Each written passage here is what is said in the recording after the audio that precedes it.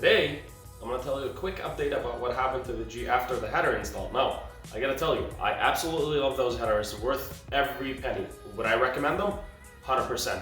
What I would recommend about that is disconnect your battery. Highly recommend that, trust me.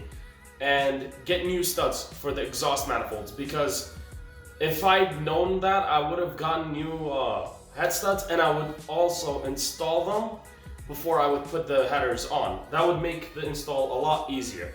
So, besides that, the misfire issue was caused by the ECU. I ran a lot of tests, found out that was the culprit. What caused it, I have no idea, but I replaced my ECU, been fine ever since, no codes, nothing. And the car's running mint. So, anyways,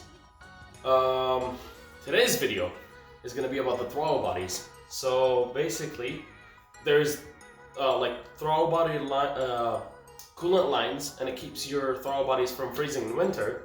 But because I don't drive my car in winter, I don't need them to stay warm. I want them cooler. So would that even help with anything? I have no clue. But the way to find out is by trying. And from people who have done it, they've actually, had a lot of positive comments about it and stuff. So why not do it? And plus, it helps with the engine tuck better. So that way there's less lines in the way and stuff. So.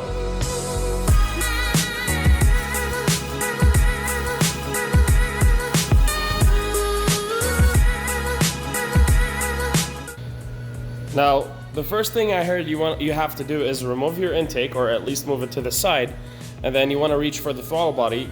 As far as I can see, you don't have to remove the throttle body itself.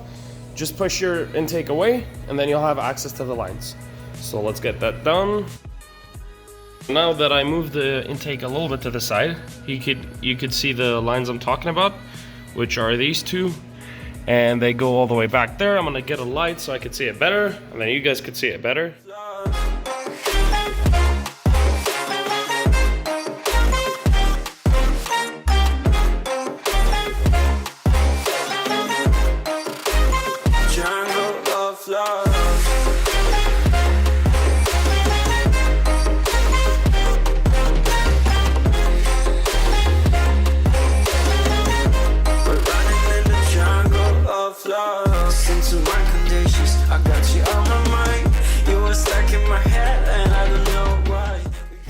Alright, so after a few minutes, probably took me like 5 minutes, 6 minutes. So the two lines that were here, took them off, barely any coolant came off, but I had a towel, which is right there. I took off this line, which is the one to the right, took one end off, and I also had to use a razor. I don't know if you'll have to, or if I did it wrong, but I had to use a razor to cut out the external layer, and that way I could pull that clip back a little bit. So because of that, then I was able to pry it back, and I also had to use a pick a little bit around it just to loosen the hose, and then I pulled it. So it spilled a little bit of coolant, but not much.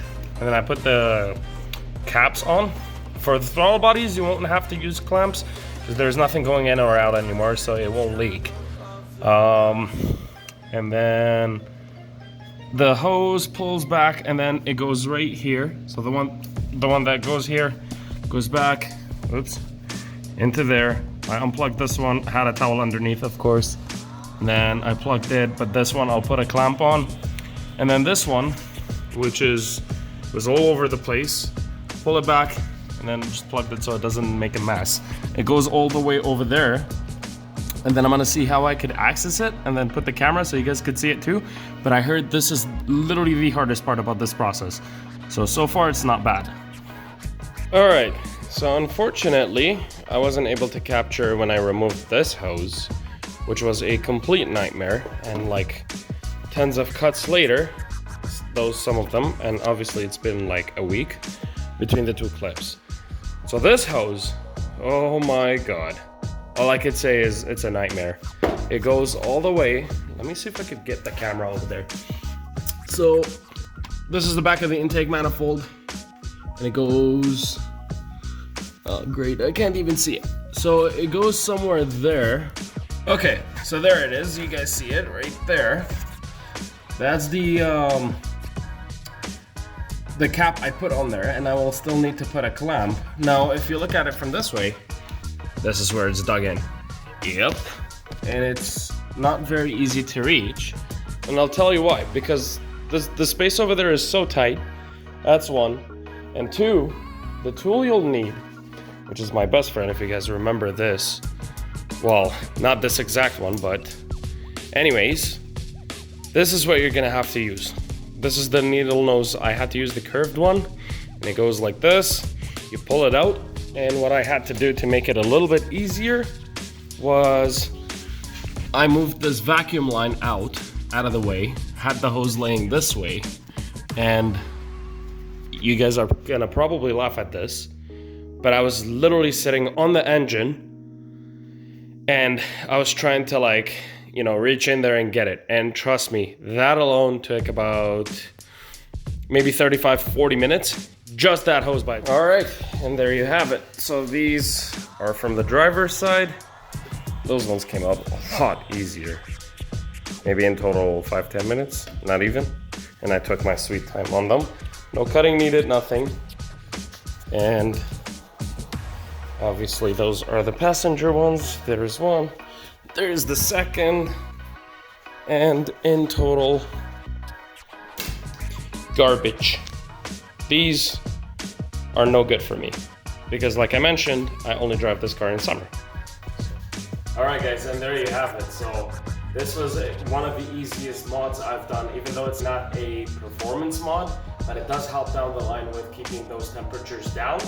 And you know what? Why not do it? Every little bit helps, and plus it helps with the engine, because that has been long due and it's been coming up. So you guys stay tuned for that. There is a ton of things getting done to this car this winter. I know I haven't been posting frequently, but that is for a reason, and you guys gotta stay tuned to find out. Plus, if you haven't already followed my Instagram account, please do so you did. So follow up my Instagram account so you guys stay updated, and there is a little bit of sneak peek of something coming up soon. But right now, I've been busy with a few things, and it's something I've really wanted for a long time, so let's find out what it is in the next video.